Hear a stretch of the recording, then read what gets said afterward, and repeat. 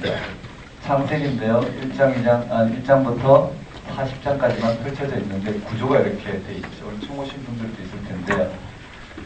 이 구조대로 전체를 펼쳐놓고 한 번에 정리해 나가는 게 가장 효과적이라고 볼 수 있어요. 무슨 말씀하고 있는지. 자, 이제 좀 흐름을 좀 볼 건데요. 1장부터 11장까지 내용이에요. 그 속에 가장 특징적인 걸 한번 잡아봐라. 물론 다 특징적인데요. 한번 그냥 전체를 외워야 되니까 한번 손을 한번 펼쳐봅시다. 엄지와 나머지 손을 이렇게 직각으로 했어요. 그래서 아무런 의미는 없어요. 그냥 특징까지. 한번 따라하겠습니다. 노아의 홍수. 노아의 홍수. 창세기 1장부터 10장까지 전체 구조를 보니까 노아의 홍수가 6장부터 9장까지 이렇게 펼쳐졌더라. 일단 그렇게 보는 거예요. 한번 따라해볼까요? 노아의 홍수. 노아의 홍수. 이렇게 구조를 보니까 6장, 7장, 8장, 9장 여기가 노아의 홍수가 기록된 장이더라. 한번 따라해봅시다. 노아의 홍수. 노아의 홍수. 여기가 노아의 홍수 장면인데요. 큰 틀에서 일단 뭘 말하는지를 이해해야 돼야지 그 내용을 들어가면 그것이 의도하는 바가 분명해져요. 자, 노아의 홍수인데 여기 홍수 준비에 방주를 건설하는 장면입니다. 한번 따라해볼까요? 방주. 그 다음 7장에는 홍수가 일어나요. 한번 따라해볼까요? 홍수. 그리고 8장에는 홍수의 절정을 지나 물이 감하는 장면이죠. 한번 따라해볼까요? 아라라산의 장면이 나오고 그 다음에 홍수가 물러가고 새로운 인류가 창조되었죠. 새로운 인류에게 노아형 인류에게 다시 하나님께서 천지를 창조하시고 태초에 천지를 창조하시고 말씀하신 사람에게 말씀하신 장면을 여기 다시 말씀해요. 생육하고 번성하여 땅에 충만하라. 이 말씀을 9장 1절에 주시면서 언약을 주셔요. 한번 따라해볼까요? 무지개 언약. 자, 이렇게 되었어요. 즉 노아의 홍수란 천지를 창조하신 창조주 하나님께서 어떻게 해요? 이 땅에 물을 물러가게 함으로, 그렇죠? 물을 하늘로 땅으로. 이 성서시대의 사람들은 그렇게 생각했죠. 천지가 마치 이 땅에 물이 가득했는데 물을 어떻게 해요? 하늘로, 궁창으로, 그럼 땅으로. 그래서 비가 오면 어떻게 해요? 하늘에서 물이 내리고 밑에서 물이 올라온다고 해서 그랬던 물이 물러나게 해서 묻히 드러나게 했던 이 땅에 다시 어떻게 창조 이전으로 물이 쏟아져서 덮이는, 그리고 다시 한번 물이 물러가게 함으로 새 창조가 일어나는 노아형 인류가 여기 탄생해요. 자, 그게 무슨 말인지 전 읽어보면 되겠죠. 한번 따라해볼까요? 노아의 홍수. 그리고 홍수 직전에 누가 살았는지가 언급될 것이에요. 홍수 직전에 아담부터 시작해서 노아 때까지 어떤 인류가 살았는지 여기에 아담의 족보가 나와요. 한번 따라해볼까요? 아담의 족보. 그냥 여러분들이 기억하기 좋게 이런 특징적인 것부터 설명을 해보는 거예요. 한번 따라해봅시다. 아담의 족보. 아담부터 노아 때까지 누가 살았느냐 하면은 이와 같이 총 10대, 그렇죠? 10대에 걸친 족보가 언급되어 있어요. 그 다음 노아 이후에, 즉 노아의 홍수 이후에 새로운 인류가 창조되었는데 그 새로운 인류가 등장해요. 한번 따라해볼까요? 노아의 족보. 노아의 후손들이 언급돼요. 셈, 함, 야베스로 출발하는 새로운 인류가 시작이 되죠. 그렇다면 이제 문제는 뭘까요? 새로운 인류로 출발하는데, 그렇다면 문제는 왜 하나님은 아담형 인류를 이와 같이 심판하시고 새로운 인류인 노아형 인류를 이 땅 가운데 허락하셨을까? 도대체 무슨 일이 있었던가? 이것이 이제 창세기 앞의 내용이에요. 자, 창세기 1장 2장이 결정적인데 이 시간에는 그렇게 잘 이야기할 수는 없겠고요. 창세기 1장 1장이 천지창조예요. 한번 따라볼까요? 천지창조. 천지창조. 창세기 1장 2장은 결정적이에요. 뭘까요? 이후에 고백되는 그 하나님이 누구신지를 드러내는 결정적인 사건이에요. 즉, 하나님이 누구시냐? 이스라엘 백성들이 고백하는 하나님이 누구시냐? 전지전능하신 하나님이라 했는데 전지전능이라는 게 무슨 말이냐? 맞죠? 역사의 주권자라는데 역사의 주권자라는 게 무슨 말이냐? 하나님 우리 구원자라는데 구원자라는 게 무슨 말이냐? 하나님 우리 피난처인데 피난처라는 게 무슨 말이냐? 그 하나님이 누구신지를 밝히고 있는 것이 뭐라고요? 창세기 1장 2장이에요. 즉 그 하나님이 누구시라고요? 천지를 창조하신 창조자 하나님이라고 합니다. 창조자 하나님이라는 말이 우리에게 좀 더 풍성해야 될 텐데 한번 따라볼까요? 천지창조. 천지창조. 자, 여기 또 들어가요. 천지창조 장면이 나오는데 자, 큰 틀만 봅시다. 첫째 날, 둘째 날, 셋째 날, 넷째 날, 다섯째 날, 여섯째 날까지가 1장에 기록되어 있어요. 한번 따라해 봅시다. 천지창조. 천지창조. 첫째 날, 첫째 날, 둘째 날, 둘째 날, 셋째 날, 셋째 날, 넷째 날, 넷째 날, 다섯째 날, 다섯째 날, 여섯째 날. 여섯째 날. 이 특징들은 잠깐 보면 알 수 있겠죠. 첫째 날 뭐 창조하시고, 둘째 날 뭘 창조하시고, 그리고 창조의 특징이 뭔지 거기에 보면 잘 정리되어 있어요. 한번 좀 이따 볼 거고요. 그 다음에 안식일은 일곱째 날 2장에 언급되어 있어요. 일곱째 날 한번 따라볼까요? 안식일. 안식일. 네, 안식일을 제정하시고, 네, 안식하셨더라. 그래서 하나님께서 안식하셨더라. 일곱째 날에. 그러고 난 다음에, 네, 여기에 사람을 창조하신 이 사람이 거주할 수 있는 에덴 동산을 허락하셔요. 한번 따라볼까요? 에덴 동산. 에덴 동산. 이 에덴 동산을 허락하시고, 이 에덴 동산에서 아담을 위해서 하와를 허락하시고, 거기서 서로가 같이 살도록 하신 장면이 나와요. 한번 따라볼까요? 아담과 하와.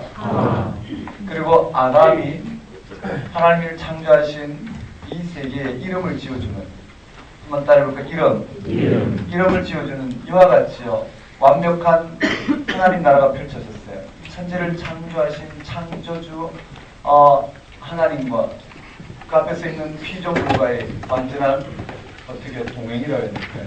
하나님 나라가 펼쳐졌어요. 한번 따라해볼까요? 천지창조. 천지창조. 자, 우리의 많은 신앙의 궁금증들이 있죠. 그래서 그런 것을 풀어낼 수 있지만 그런 걸 일단 내려놓고 전체에서 지금 말하고자 하는 의도가 뭔지를 쫓아가서 그 전체 의도를 다 읽고 들어와야지. 적어도 이사야까지, 적어도 말라기까지가 이 역사가 어떻게 흘러갔는지를 들여다봐야지 그들을 향하여 실제 역사가 망해가고 실제 그들의 숨통이 끊어지기 직전에 그들이 고백하고 있는 하나님이 누구이신지, 왜 그들에게 역사가 그와 같이 이스라엘 백성들에게 바벨론 포로로 또는 아수르 포로, 바벨론 포로 나라가 망해버리고 이와 같은 장면에서 여전히 하나님의 영광이 너희한테 비쳤으니 너희는 그 영광의 빛을 발하라.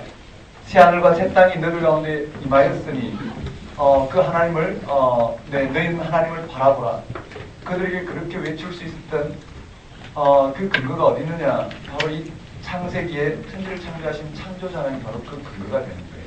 그러니 적어도 창세기를 이해하기 위해서는 구약의 전체 이스라엘 백성들이 이스라엘의 가장 극적인 격변기에 예언자들이 뭘 예언했는지를 들여다봐야지 그 예언한 하나님이 누구신지 창세기를 통해서 우리가 오늘 확인이 된다. 다시 말씀드리면 창세기에 천지를 창조하신 창조자 하나님은 이사야 40장에 이스라엘 백성들을 향해 다시 한번 선포되어지고, 모든 이스라엘 백성의 이스라엘의 그 가장 극적인 역사적 변혁기에 이 하나님이 그들에게 선포됨으로 말미암아 이 하나님이 천지를 창조하신 창조주 하나님이 이스라엘 백성들 가운데 당신을 하시고 그 역사의 주권자여 구원주가 바로 하나님심을 계시하시고 이스라엘 백성들로 하여금 이 땅으로부터 하나님께 향하도록, 이 땅의 삶의 토대로부터 하나님께 삶의 토대를 두도록 불러주십니다.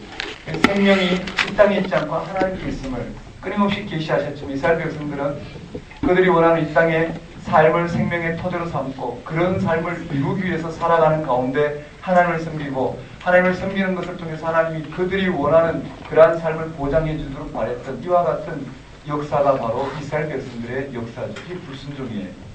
그게 불신앙이었죠.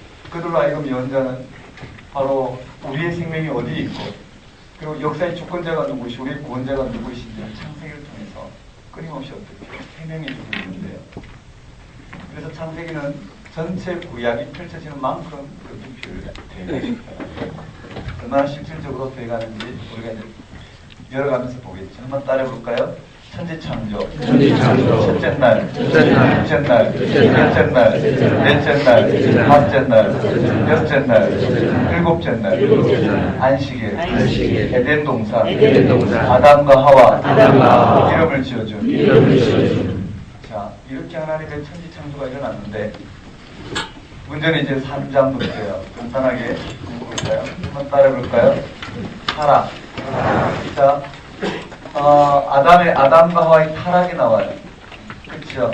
너무 잘하는 거예요. 그리고 타락과 하나님의 심판이 주어지죠. 한번 따라해볼까요? 심판. 에덴 동산에서의 추방이죠. 이와 같은 부분. 한번 따라해볼까요? 타락. 심판. 자, 아담의 타락이에요. 한번 따라해볼까요? 아담. 자, 아담이 등장해서 아담이 이와 같이 하나님부터 불순종하는, 하나님부터 불순종하는, 이게 또 무슨 의미인지는 또 들여다봐야 되겠죠. 불순종하는 이 타락이 나고 거기에 대한 하나님의 심판이 주어졌어요. 자, 아담 이후에 무슨 내용이 나오냐면요, 4장에 가면 이 흐름을 보셔요. 아담이 나왔어요. 성경에서 말하고자 하는 의도가 무엇인지 정확히 들여다봐요. 아담이 나왔고요. 그 다음에 여기 아담의 후손인 가인이 나왔어요. 가인과 아벨 사건이 뭘 의미할까요? 가인은 아벨을 죽여요. 맞죠? 그리고 가인 이후에 후손들이 나오는데 누가 나오면 라멕이 나와요. 한번 따라해볼까요? 라멕이 나와요. 즉 아담과 가인과 라멕으로 이어지는 이 내용을 통해서 뭘 말하려고 하냐면요. 여기에 노아의 홍수가 주어졌는데 하나님이 이 인류를 향하여 하나님을 떠난 인간의 실존에 이와 같은 죄악이 깊어지는 이와 같은 인간의 실존을 심판하셨는데, 즉 아담부터 노아 때까지 20대에 걸쳐서 이와 같이 족보가 이어지는데 아담부터 노아 때까지 족보가 그냥 주어진 게 아니라 뭘 설명하고 있느냐면 아담, 가인, 라멕으로 죄가 점점 깊어져요. 아담은 악인의 꾀를 쫓을까 쫓지 말까, 맞죠? 쫓을까 말까 갈등하는 단계예요. 근데 가인은 뭘까요? 이미 죄인의 길에 들어서서 이와 같이 죄를 저질러요. 라멕은 이미 죄를 양산하는 오만한 자의 자리에 앉아있어요. 제가 왜 시편 1편을 들어서 말씀하냐면요. 시편 1편에 복 있는 자는 여호와의 율법을 주야로 묵상하는 자. 그렇죠? 악인의 꾀를 따르지 아니하고 죄인의 길에 서지 아니하고 오만한 자의 자리에 앉지 아니하고, 이건 분명히 창세기 1장에 창세기에 나오는 이 아담형 인류의 이 죄악을 들어서 묵상하고 있는 내용이다 라는 이야기입니다. 한번 따라해볼까요? 아담, 가인, 라멕. 아담과 가인과 라멕을 통해서 이 가인의 죄의 77배가 되는, 즉 그만큼 죄를 양산하는 거죠. 즉 아담과 가인과 라멕으로 이어지는 이 죄악이 관영하는 것이 어디서부터 어디까지요? 아담부터 노아 때까지 이 죄악이 가운데서 생성해졌다는 그런 아담형 인류를 이와 같이 노아의 홍수를 통해서 심판하시고 이제 새로운 인류인 노아형 인류를 허락하십니다. 노아형 인류가 셈, 함, 야벳이 나와요. 그래서 여기에 셈, 함, 야벳의 족보가 쭉 언급돼요. 여기부터가 이제 오늘 우리가 좀 살펴봐야 될 내용인데요. 내용을 좀 살펴보면 셈, 함, 야벳을 이어진 족보예요. 근데 족보에 보면 아주 큰 특징이 있어요. 첫 번째가 누가 나오냐면 야벳의 족보가 나와요. 자, 야벳의 족보가 나와서 우리 교재에 잘 정리되어 있죠. 야벳의 족보가 나와서 한번 따라해볼까요? 고마마야, 두발레비. 무슨 말인지 아시겠죠? 여기에 야, 두발, 매, 디. 한번 따라해볼까요? 고멜, 고멜, 마곡, 마곡, 마대, 마대, 야완, 야완, 두발, 두발, 메색, 메색, 디라스. 디라스. 자, 한번 따라해볼까요? 고마마야, 고마마야, 두발메디. 두발메디. 네, 이걸 다 외워야 되느냐? 네, 그래도 외워야 되겠지. 그렇지만 앞자만 정도 해놓고 나중에 외워지는 만큼은 외우면 되겠죠. 한번 따라해볼까요? 고마마야 두발메디. 자, 야벳의 아들이 고멜, 그렇죠. 마고, 마대, 야완, 두발, 메색, 디라스 이렇게 돼 있어요. 몇 가지 특징이 나와. 이들은 바닷가에 머물렀더라. 제가 말씀드린 게 그게 아니라 5절에 보면 야벳을 이야기하고 5절에 보면 성경을 펼쳐보면 분명히 나오죠. 5절에 한번 보면 1장, 10장 5절에 보면 창세기요. 자, 족보가 나왔는데 족보가 쭉 나와요. 창세기의 가장 중요한 부분 족보장이거든요. 족보에서 참 많은 부분들을 말하고 있어요. 자, 창세기 10장 1절에 보면 노아의 아들 셈, 함, 야벳의 족보는 이가 아니라 홍수 위에 그들이 아들을 낳았으니, 자, 야벳부터 나와요. 야벳의 아들은 고, 마, 마야, 두발, 메디 되셨나요? 고멜, 마곡, 마대, 야완, 두발, 메색, 디라스요. 그리고 다시 고멜의 아들은 누구고 야완의 아들은 누구고 이렇게 쭉 나갔는데 5절에 보면 이렇게 돼 있어요.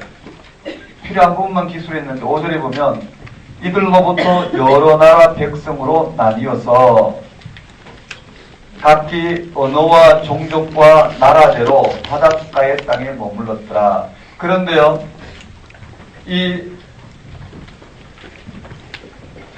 노아의 홍수 이후에 9장에 보면 노아형 인류에게 이 아담형 인류에게 선언했던 하나님 천지를 창조하시고 말씀하셨던 그것이 그대로 들어가요. 하나님이 노아와 그 아들들에게 복을 주시며, 한번 따라해볼까요? 복을 주시며. 자, 복을 주시는데 그 복이 뭔지도 창세기 중에 살펴봐야 되겠지만요. 생육하고 번성하여 땅에 충만하라 그랬어요. 그냥 흐름만 잡아보는 거예요. 맥만 잡으면 생육하고 번성하여 땅에 충만하라 그랬어요. 이게 하나님의 명령이에요. 그렇죠? 이 땅을 향한 복의 내용이에요. 즉 하나님과 함께 동행하는 가운데 생육하고 번성하여 땅에 충만하는 거예요. 여기에 따라서 노아형 인류가 이 땅이 어떻게 충만하기 위해서 흩어져서 여러 나라 백성으로 나뉘는 건 맞아요. 근데 그게 아주 특징이 있단 말이에요. 뭐라고 되어 있느냐? 각기 언어와 종족과 나라대로. 한번 따를까? 각기 언어와 나라와 종족대로. 언어와 나라와 종족이라는 게 뭘까요? 각기라는 게 서로 달랐단 말이에요. 자, 언어와 나라와 종족이 이렇게 나눠졌어요. 한번 따를까요? 언어와 나라와 종족. 자, 언어가 달랐고 나라가 달랐고 종족이 달랐어요. 근데 여기 문제는 언어가 달랐다는 게 문제예요. 노아형 인류가 원래 한 언어잖아요. 그렇죠? 한 언어로 출발했는데 왜 언어가 달랐을까? 즉 민족이 다르고 종족이 나눠지고 나라가 달라진 게 있잖아요. 그런데 왜 언어가 나눠졌을까? 그 다음에 야벳 다음에 함이 나와요. 한번 따라볼까요? 함이 나와서 함의 후손들은 누구냐면은 함의 후손들은요 구스, 미스라임, 붓, 가나안이에요. 한번 따를게요. 구스, 미스라임, 붓, 가나안.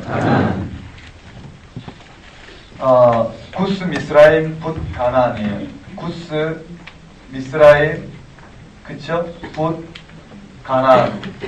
그러고 난 다음에 여기 결론이 뭐냐면은요. 쭉 내려가서 쭉 내려가서 결론이 20절이에요. 이들은 함의 자손이라 각기 족속과 언어와 지방과 나라대로였더라. 같은 표현들이죠. 한번 따라볼까요? 언어와 다시요. 족속과 언어와 지방과 나라. 그래요. 각기 여기도 그대로 표현됐어요. 족속과 언어와 지방과 나라대로요. 족속과 언어와 지방과 나라대로. 여기에 족속과 언어와 지방과 나라대로 나눴대요. 그 다음에 셈 다음에 네함 다음에 셈이에요. 셈의 족보를 보니까 셈의 아들들은 누구냐면은 엘람, 그쵸? 엘람, 아수르, 알박삭, 룻, 아람 이렇게 돼 있어요. 그것도 쭉 보셔야 되겠고요. 그런데 그게 30절에 보면 특징이 뭐냐면은 31절의 특징이 뭐냐면은 셈의 자손이 족속, 언어, 지방, 나라대로 돼요. 족속, 언어, 지방, 나라 그대로예요. 그리고 32절의 결론이에요. 32절의 결론은 이들은 그 백성들의 족보에 따르면 노아 자손의 족속이 홍수 후에 이들에게서 그 땅의 백성이 나뉘었더라 이렇게 돼 있어요. 근데 우리의 궁금증은 뭐냐면요. 왜 언어가 나눠졌느냐라는 거예요. 왜 언어가 이렇게 나눠졌느냐. 이유가 뭐냐. 그 이유가요. 11장에 기록되어 있단 말이에요. 노아형 인류가 이와 같이 언어가 나눠진 이유가 무엇일까? 그 이유를 11장에서 언급되어 있어요. 11장에 보면 뭐라고 되어 있느냐면 첫 마디가 11장에 온 땅이 언어가 하나요 말이 하나였더라. 맞나요? 한번 따라 봅시다. 바벨탑. 바벨탑. 우리가 바벨탑이라고 바벨탑 사건이라고 알고 있는 이 바벨탑 사건의 첫 번째가 뭐라고요? 온 땅의 언어가 하나였더라는 거예요. 그런데 언어가 하나였는데 온 땅의 언어가 하나요 말이 하나였는데 왜 이 언어가 이와 같이 흩어지게 되었느냐라는 거예요. 그래야지 노아형 인류가 지금 어떤 상태에 있는지를 알 수가 있어요. 거기에 2절에 이에 그들이 동방으로 거닐다가 시날 평지를 만나 거기 거류하며 자 이들이 어느 평지에 머물렀냐면 흩어져 가다가 저 부장의 생육하고 번성하여 땅에 충만하라의 명령에 따라서 그들은 흩어져 가요.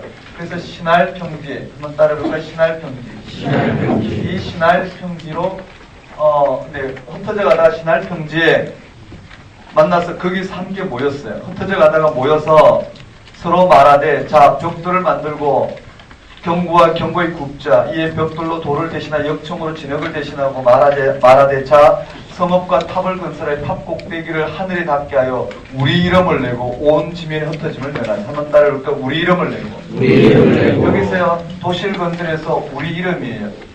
우리 이름을 내고 흩어짐을 면하자 그래서 여기에 생육하고 번성하여 복을 준다는 이 복은요 하나님과 함께함의 복이에요. 하나님 함께함으로 말미암아 그로 말미암아 생육과 번성과 땅에 충만하는 거예요.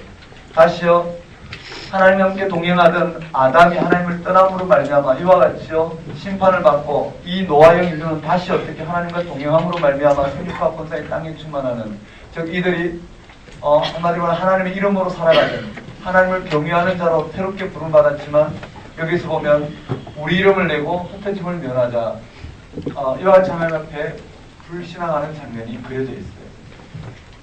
즉 하나님께 삶의 토대를 둔 천지를 창조하신 창조주 하나님에게 그들의 생명의 토대를 두고 살아가는 삶이 이제는 뭐라고요? 이 땅에 자신들을 위해서 삶의 토대를 두고 살아가는 이런 상당히 다분히 어떻게 이후에 펼쳐지는 이 역사에 펼쳐지는 오늘 인간의 인류사를 잘 드러내고 있는 이야기라고 보면 돼요. 물론 좀 더 구체적으로 봐야 되겠지만 흐름만 한번 보면 그래요. 한번 따라해볼까요? 우리 이름을 내고 흩어짐을 면하자. 자, 구조만 간단히 보면 이렇게 돼 있어요. 여기에 따라서 하나님은 이들을 심판하시고 어떻게 해요? 언어를 혼잡하게 했다라는 거예요. 6절에 무리간 족속이여 언어도 하나이므로 이같이 시작하였으니 이후로는 그 하고자 하는 일을 막을 수 없으리라. 그래서 언어를 혼잡하게 하여 그들로 서로 알아듣지 못하게 하자.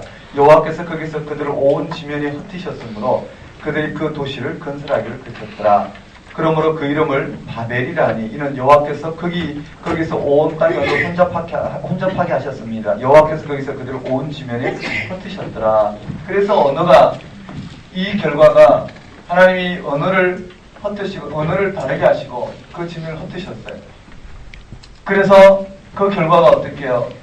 이 결과가 주어졌다. 언어가 다르고 나라가 종족이 달랐더라. 이 결과가 주어졌어요. 되셨나요? 그럼 뭘까요? 노아형 인류도 하나님 앞에 불순종함으로 말미암아 하나님의 창조 질서를 회복하지 못했어요. 하나님 창조 오늘 그리스도인의 시각은 하나님 창조의 실패가 아니라 창조의 과정을 통해서 완성된다고. 예수 그리스도가 완성되어 주님 오시면 완성되죠. 그런 과정에 봤을 때 하나님 천지를 창조하시고 맞죠? 아담의 타락을 통해서 이와 같이 범죄하게 되었고 노아형 홍수를 통해서 아담형 인류를 심판하시고 다시 노아형 인류를 내놓으셨지만 여전히 노아형 인류는 어떻게 불순종하게 되었어요. 자, 여기서부터가 이제 언급돼요. 한번 따라해 볼까요? 셈의 족보. 셈의 족보. 이제 역사 안으로 들어와요. 전 역사고요. 이제 역사 안으로 들어오는데 여기에 한번 따라해 볼까요? 셈의 족보. 셈의 족보. 여기 다시요. 이 바벨 사건 이후에 셈의 족보가 여기 언급돼요.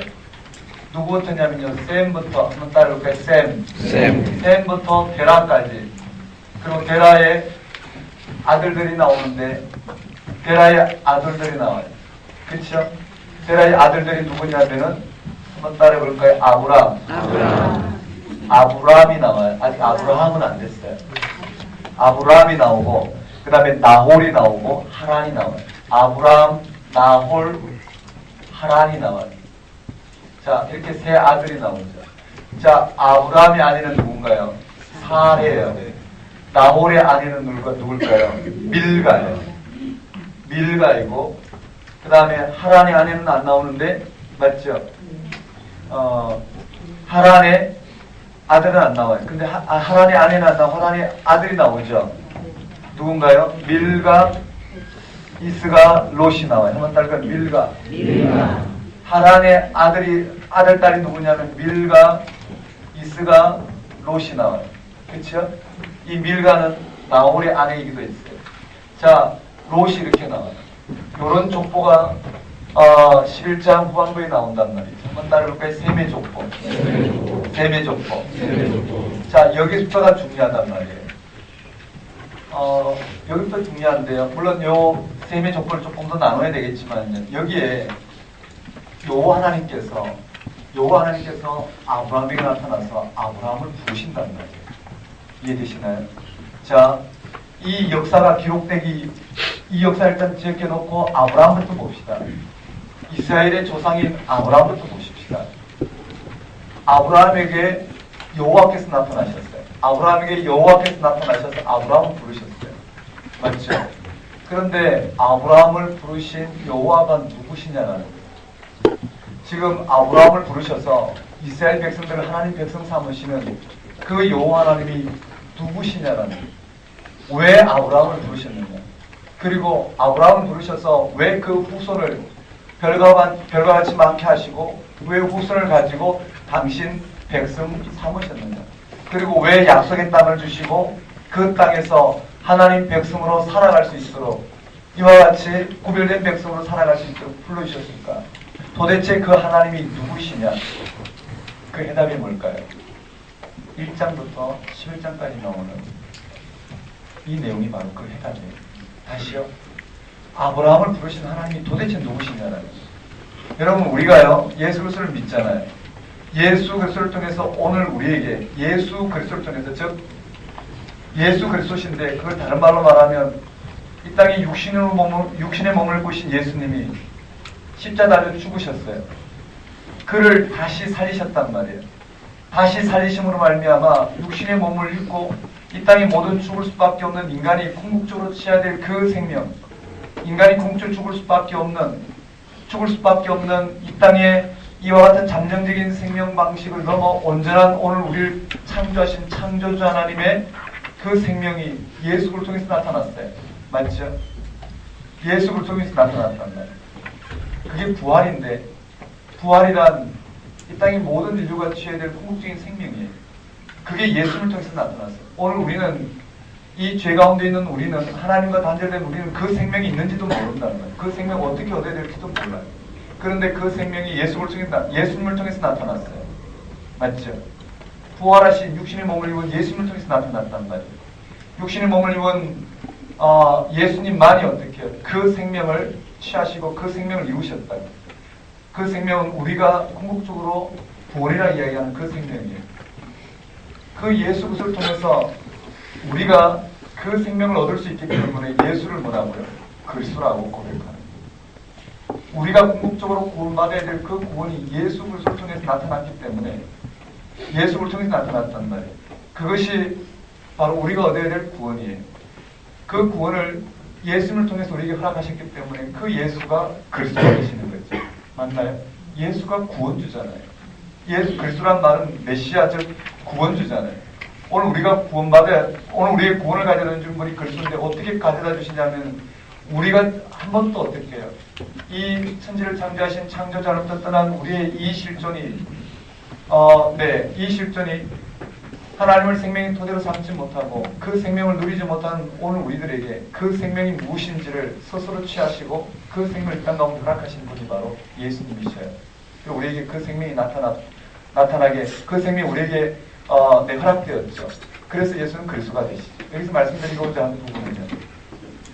그 예수 그리스도에게 나타난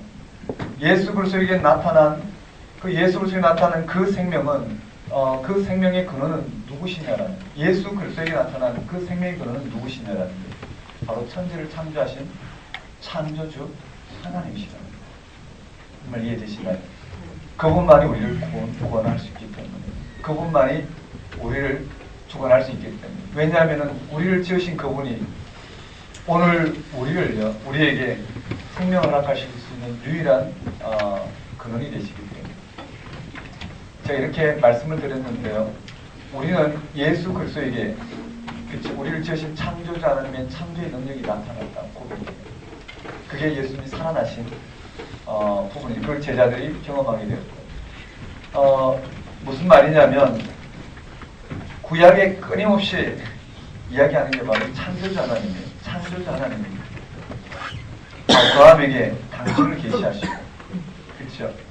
당신이 이 이스라엘 백성의 구원의 토대가 되시고 그리고 이스라엘 백성들을 당신 백성 삼으시고 이 역사를 하나님의 이 실패라는 말은 그렇죠. 아담의 타락과 노아의 타락 이 가운데 아브라함을 부르셔서 당신의 천지 창조를 이 세상에 당신의 창조를 완성하고자 부르셨단 말이에요.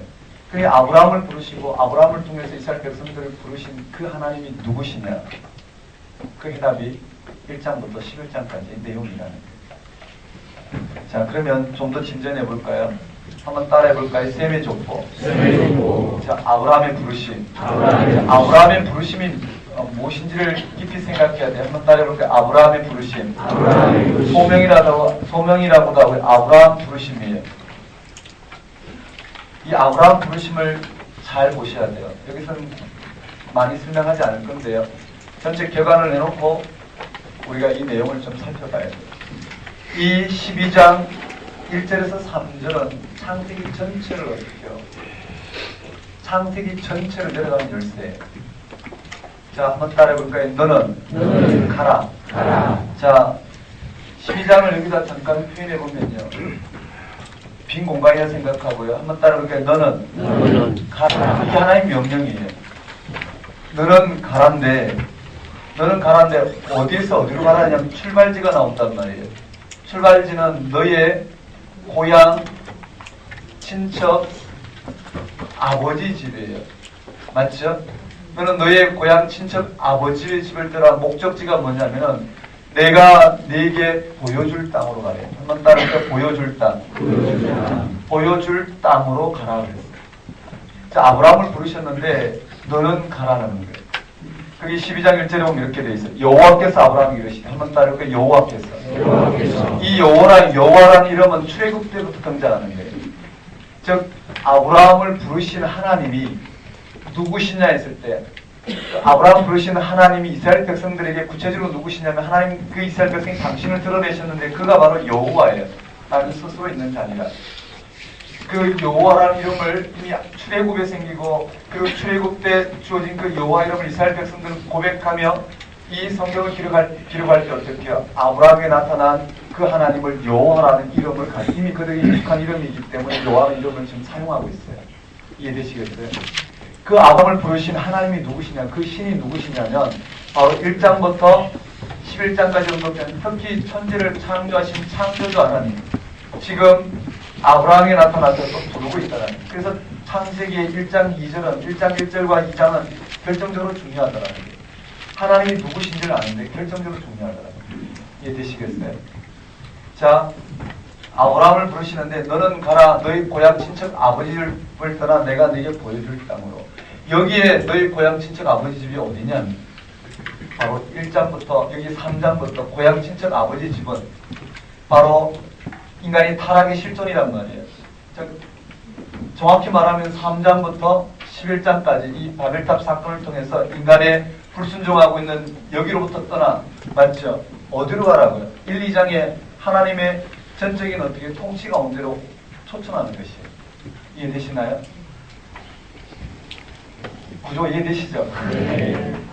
가만히 생각해 보셔야 아브라함 부르셨단 말 어디로 부르시냐면 하나님의 창조의 완성으로 부르시는 거예요. 우리를 부르셨잖아요. 하나님 우리를 부르신데 어디로 부르셨다고? 예수 그리스도를 통해서 이 땅 가운데 이루신 그 하나님의 부활 사건, 즉 오늘 모든 인류가 천지를 창조하신 창조주 하나님의 창조의 능력으로 말미암아 이 모든 창조의 과정을 거치는 그 하나님의 생명의 통치 가운데로 우리를 부르시고 계시단 말이에요. 부르셨죠. 그래서 그분이 오실 때, 주님 오실 때 그게 완성이 될 거란 말이에요. 자, 다시 말씀드리면 아브라함을 부르시는데 어디서 부르시냐면은 이와 같은 실존, 이 고향 친척 아버지 집, 그것은 오늘 인간의 하나님을 떠난 실존이에요. 이해되시나요? 오늘 이 천지를 창조하신 창조주 하나님을 떠난, 창조주 하나님을 떠난, 그러니까 뭘까요? 창조주 하나님을 떠난 인간의 실존, 하나님을 불순종하고 이 땅에 오늘 생명이 하나님께 있음에도 불구하고 그 하나님을 떠나 오늘 우리의 삶, 우리 자신에게 생명의 토대를 두고 그것을 통해서 생명을 맛보고자 하는 이 인간의 실존이에요. 아담이 그랬고 노아의 후손들이 그랬어요. 자, 이와 같이 한번 따라해 봅시다. 고향, 친척, 아버지 집. 고향, 친척, 아버지 집을 떠나 어디로 가라고 했냐면 가나안 땅이 아니죠. 어디예요? 보여준 땅. 땅이 중심이 아니란 말이에요. 보여준 땅도 아니에요. 보여줄 땅은 땅이 초점이 아니라 누가 초점인가요? 땅을 허락하신 하나님이 초점이죠. 그러니 아브라함의 삶은 뭘까요? 땅이 아니라 이 땅의 땅이 아니라 그 땅 모든 걸 허락하시는 생명이 어디에 있다고요? 하나님께 있고 그 하나님의 부르심에 아브라함이 순종하는 것이 생명이란 말이죠. 이해되시죠? 한번 따라해 볼까요? 너는 가라 너의 고향 친척 아버지 집을 떠나 내가 네게 보여줄 땅으로 이렇게 가면 무슨 일이 벌어지냐면은 하나님이 아브라함에게 약속을 하셔요. 그렇게 가면 세 가지 약속을 하는데 한번 따라해볼까요? 복을 주어 큰 민족을 이루고 이름을 창대케 하겠다. 이 같은 말이에요. 뭐냐면 복이라는 게 뭐냐면 복도 찾아봐야 돼요. 복도 천지를 창조하신 창조하신 장면에 복이 있단 말이에요. 그리고 1장부터 마지막 50장까지 창세기 나오는 복이라는 단어를 다 찾으면 두 가지로 나와요. 복이라는 게 두 가지가 나오는데 첫째는 뭐예요? 생육하여 번성하여 생육하고 번성하는 거예요. 두 번째는 뭐냐면 하나님 함께 하심이에요. 그래서 창세기에 천지를 창조하신 창조주 이 창조 사건부터 시작해서 언급되는 복은 뭐냐면요. 창세기에서 말하는 복은 피조물이 창조주 하나님과 함께 하십니다. 이해되시겠어요? 피조물이 창조주 하나님과 함께 하신다는 것은 피조물의 생존의 토대가 어디 있다고요? 하나님이시고 그 하나님은 피조물이 이 땅에 살아가야 될 필요를 다 허락하신 분. 즉 복은 이삭을 통해서 잘 나타났는데요. 복은 하나님이 함께 하심으로 말미암아 생육하고 번성하는 것. 이것이 창세기에 하고 있는 복이에요. 그러니까 여기 아브라함에게 복을 선언하는 건 당연한 거예요. 아브라함의 순종을 통해서 하나님의 계시가 아브라함에게 임하였어요. 맞죠? 그래서 아브라함 당연히 복을 누리는 거예요. 근데 그 복이 구체적으로 어떻게 해요? 하나님이 함께 하시면 복을 이 땅 가운데 설명하는 방식은 뭘까요? 손가락이란 말이에요. 하나님이 함께 하심에 복을 설명하는 방식과 같이 큰 민족을 이루고 이름을 창대케 한다는 방식으로 설명이 되고 있는 거예요. 한번 따라해볼까요? 복을 주어 복을 주어 민족을 이루고 민족을 이루고 이름을 창대케 하겠다. 이름을 창대케 하겠다. 그런지 안 그런지 소개되는 것이요 창세기 나머지 이야기입니다. 이해되시나요? 하나님이 아브라함의 순종을 통해서 이 약속을 하셨는데 정말 그런지 안 그런지 하나님이 이와 같이 함께 하셔서 큰 민족으로 이름을 창대케 하는 즉 이 복이라는 것은 하나님 함께 하심으로 말미암아 생육하고 번성하는 이것이 정말 아브라함의 약속이 이 땅 가운데 그렇게 신실하게 이루어지는지 아닌지를 지금 드러내고 있어요. 그래서 창세기를 통해서 뭘 말하고 있느냐면요. 이스라엘 백성들의 격변기 바벨론 포로로 잡혀간 이들에게도 여전히 하나님의 이 언약은 유효한 거예요. 다 잃어버린 이들에게 여전히 하나님의 약속은 유효한 거예요. 단 뭘까요? 그들이 하나님께 순종할 때, 그 하나님을 그들의 생존의 토대로 받아들일 때, 하나님의 언약을 받아들일 때, 언약을 신실하게 지킬 때, 하나님이 여전히 그들에게 아브라함을 통해서 복을 주시고 큰 민족과 이름을 창대케 하셨던 것처럼 지금도 하나님의 언약은 유효하다는 거예요.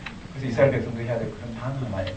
스스로 큰 민족을 이루거나 이름을 창대케 하기 위해서 마치 하나님을 우상 숭배하듯이 섬기는 것이 아니라 전적인 어떻게 해요?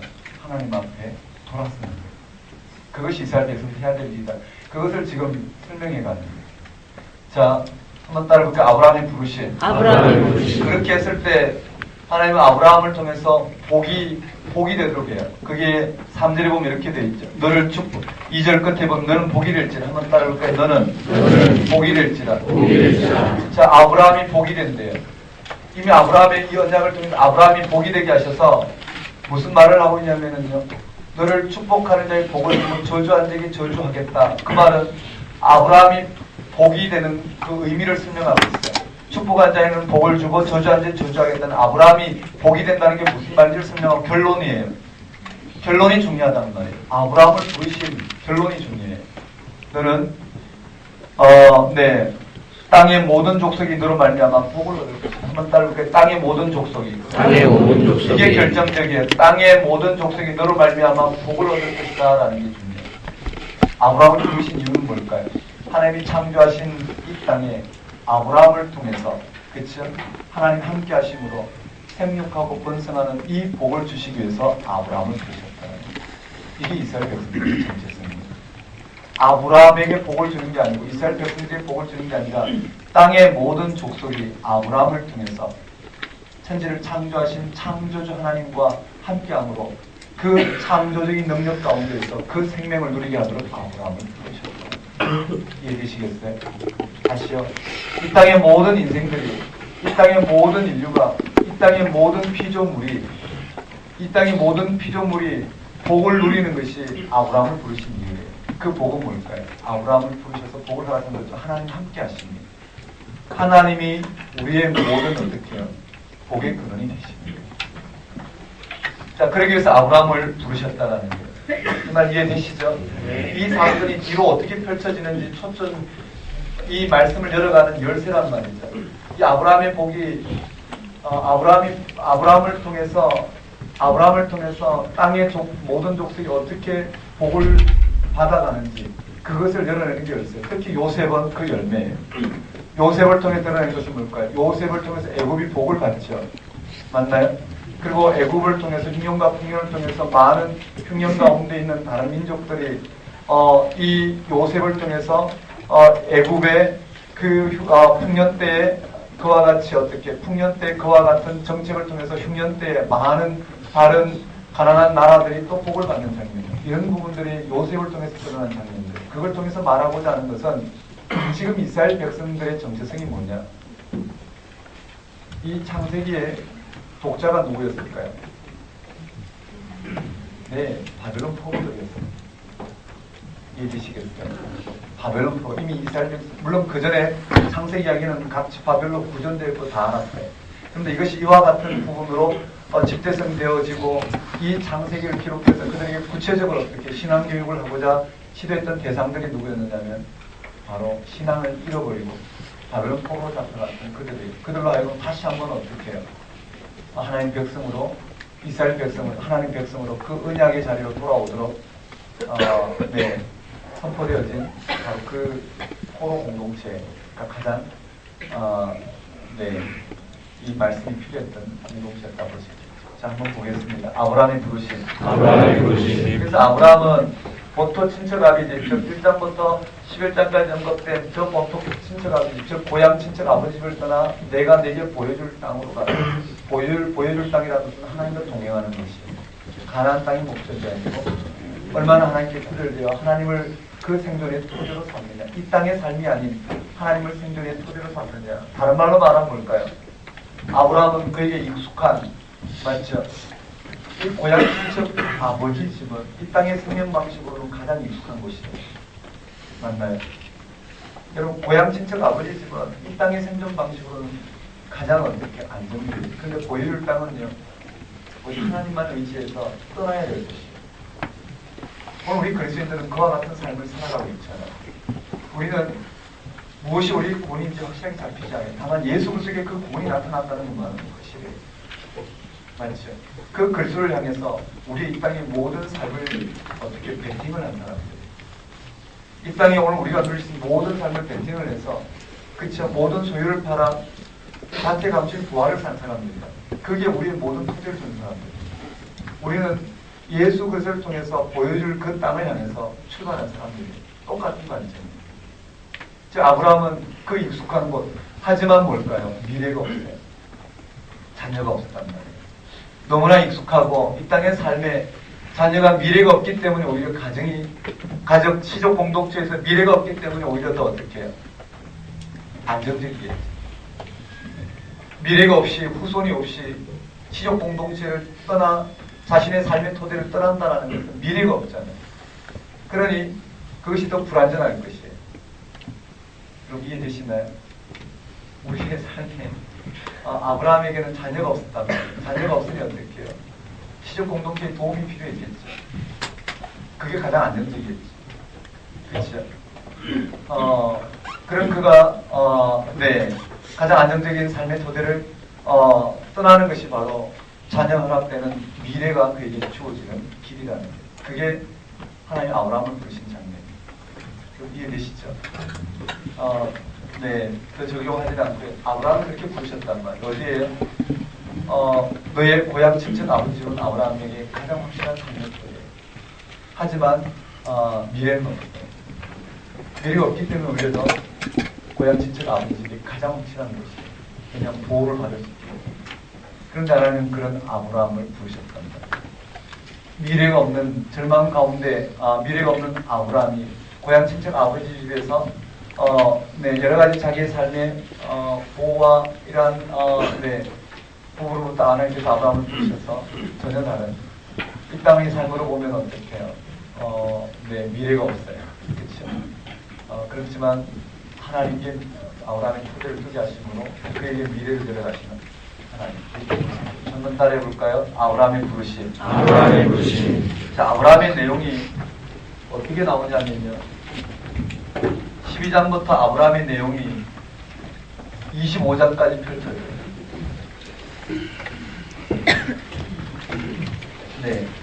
물론 20장까지가 초점이지만 정확히 보면 25장까지 아브라함의 이야기가 이렇게 겹쳐요. 한번 따라해 봅시다. 아브라함의 이야기 이렇게 겹치지만 다시 어떻게 해요? 이삭의 이야기도 여기부터 출발해요. 21장부터 여기 이삭의 이야기. 한번 따라해볼까? 이삭. 자, 여기는 아브라함이에요. 12장부터 25장까지는 아브라함이에요. 여기가 아브라함 이야기라면 21장부터 26장까지는 이삭의 이야기. 그 다음 27장부터 36장까지는 누구 이야기냐면요. 야곱의 이야기. 즉 27장부터 이렇게 볼까요? 27장부터 36장까지는 야곱의 이야기. 한번 따라해볼까요? 야곱. 그 다음에 37장부터는 요셉의 이야기가 됩니다.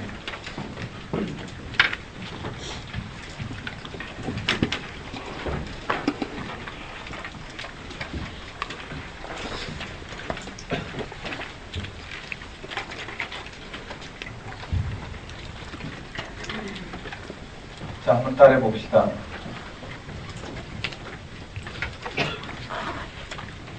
먼저 1장부터 11장까지 내용이에요.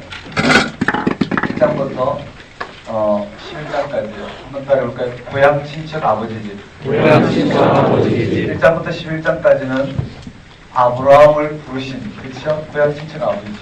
그 다음에 한번 따라해볼까요? 아브라함, 이삭, 야곱, 요셉. 이 이야기를 통해서 아브라함의 부르심을 통해서 약속하신 약속이 어떻게 적용되어지고 확장되어지고 그 토대가 드러나는지를 설명해내고 있습니다. 자, 거기에 한번 따라해 봅시다. 노아의 홍수. 이거 볼까요? 노아의 홍수. 노아의 족보. 아담의 족보. 노아의 족보. 자, 한번 따라해 볼까요? 노아의 홍수. 아담의 족보. 노아의 족보. 바벨탑. 다시 노아의 홍수. 아담의 족보. 노아의 족보. 그리고요. 천지창조. 첫째 날, 일곱째 날. 에덴 동산.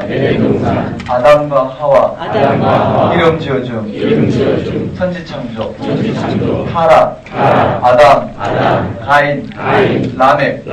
아담의 족보. 즉 아담과 가인과 라멕으로 죄악이 깊어지는 것이 아담 노아까지 그렇게 어떻게 죄악이 깊어왔더라. 이해되시죠? 그러고 난 다음에 노아의 족보. 노아의 홍수. 한번 따를까? 노아의 홍수. 그 다음에 노아의 족보. 야벳, 함, 셈. 네, 그리고 노아의 후손들이 어떻게 타락했는지를 바벨탑 사건을 보여주고 있어요. 한번 따를까? 바벨탑 사건. 다시요, 셈의 족보. 셈. 베라. 아브람 부르심. 여기서 또 이제 창세기의 구체적인 내용들이 이해되시죠? 우리는 늘 지역적인 문제를 가지고 이야기하는데 성경 전체를 펼쳐서 과연 창세기가 무슨 역할을 하는지, 아브라함을 부르신 그 하나님이 누구이신지, 왜 아브라함을 부르셨는지, 아브라함을 부르셔서 하나님 이 땅 가운데 하시고자 하는 의도가 무엇인지, 그것이 창세기를 읽는 의도가 10분 쉬었다면